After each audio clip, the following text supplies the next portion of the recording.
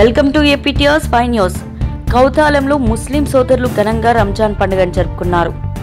మండల కేంద్రమైన కౌతాలంలో రంజాన్ మాసం సందర్భంగా ముస్లిం సోదరులు జామియా మసీద్, నురానీ, మదీనా మరియు అక్సా మసీద్ నుండి అల్లాహు అక్బర్, అల్లాహు అక్బర్, లా ఇలాహా ఇల్లిల్లాహు, వల్లాహు అక్బర్, అల్లాహు అక్బర్, వలిలాహిల్ హద్ అని చదువుకుంటూ ఈద్గాలో చేరుకుని రంజాన్కు సంబంధించి నమాజ్ చదువుకున్నారు.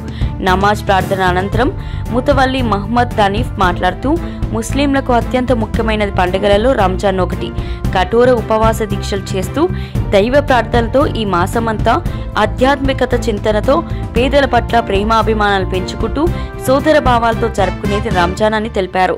ఆకాశంలో ఆదివారం సాయంత్రం నిలవంక కనిపించడంతో సోమవారం ఘనంగా రంజాన్ జరుపుకున్నారు.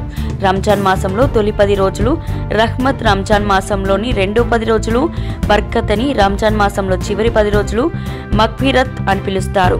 రంజాన్ నెల చివరిలో ఈద్ ఉల్ ఫితర్ పండుగ జరుపుకుంటారు.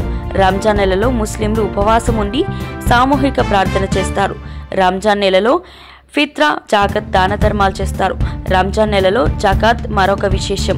ఆధ్యాత్మిక దాన ధర్మాలు చేయడం, సంపాదన పరులైన వారు, సంపన్నులైన వారు ఈ నెలలో జాకత్ ఆచరించాలని ఖురాన్ బోధిస్తుంది. నమ్మకం ఉంది.